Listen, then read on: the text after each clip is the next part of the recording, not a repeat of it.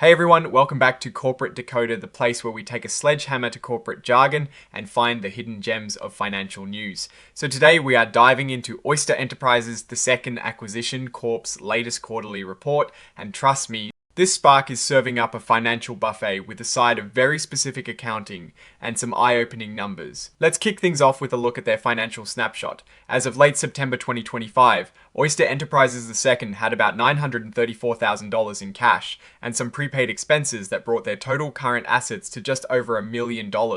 That might sound like pocket change for a public company, but remember, this is a special purpose acquisition company, or SPAC.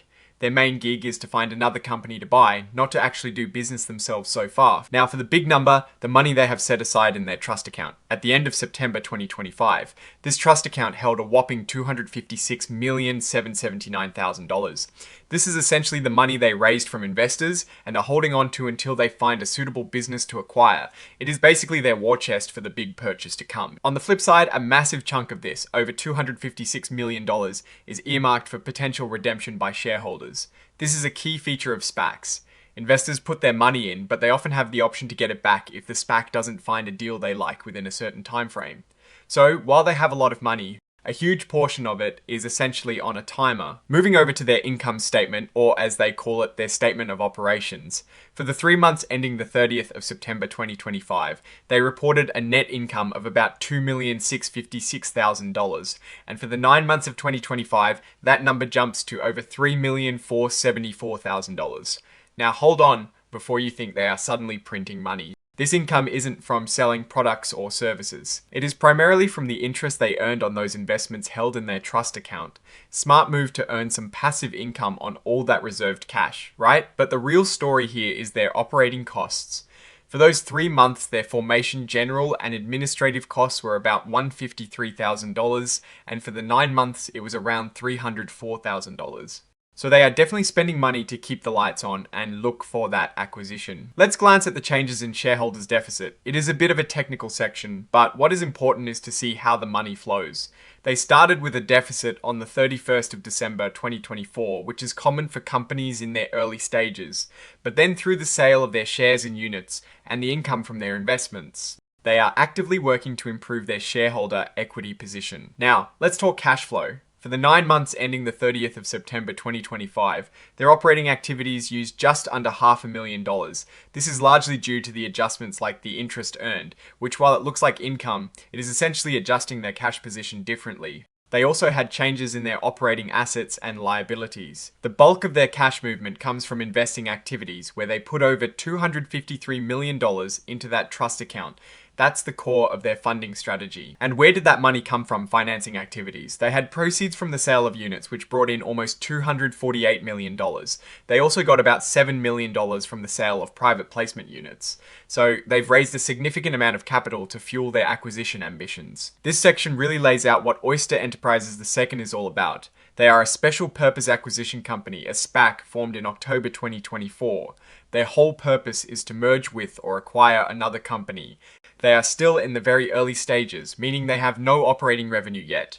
All their activity so far has been about getting ready for their initial public offering, or IPO, which happened in May 2025. They filed all the necessary paperwork to go public, with their IPO registration statement declared effective in May 2025. Then in May 2025, they officially had their initial public offering, selling over 25 million units at $10 each. That is a massive $253 million raised right there. Each unit came with 1 share and a right to get a fraction of a share later. And on top of that, they also sold private placement units to their sponsor and the underwriters. That added another $7 million to their coffers. So by the end of May 2025, they had a substantial war chest ready to go. Here is where they get into the nitty-gritty of how they record their financial activities. They are following generally accepted accounting principles, or GAAP.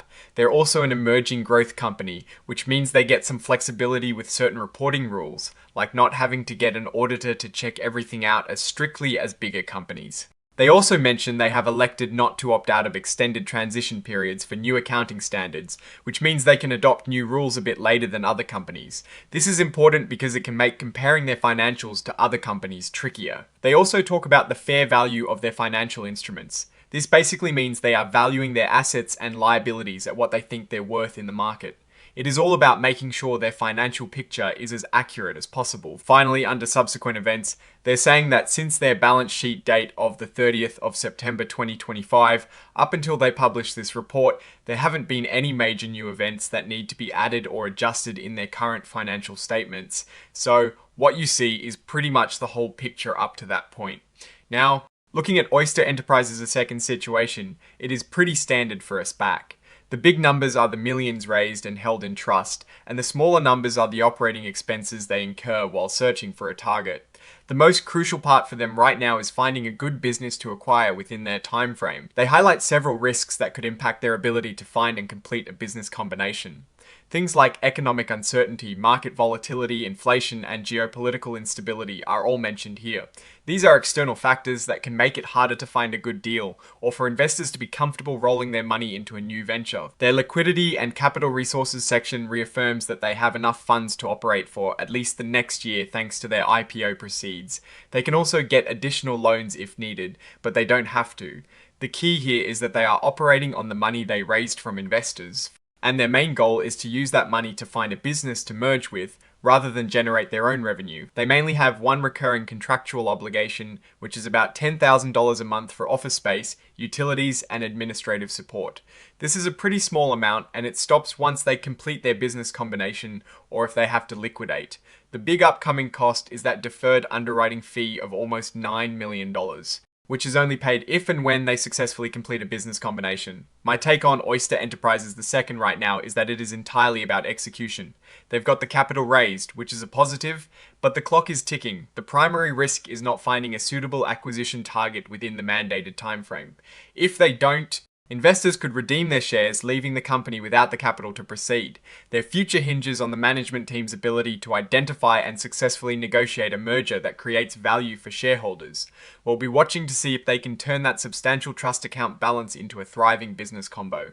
Alright, that is our breakdown of Oyster Enterprises The Acquisition Corp's latest filing. What is your take on these numbers and what they signal for the company's future? Drop your thoughts in the comments if this analysis was valuable. Hitting that like button really helps. And subscribe for more deep dives. Don't forget to check out the Discord in the description for more discussions. Thanks for watching. See you next time.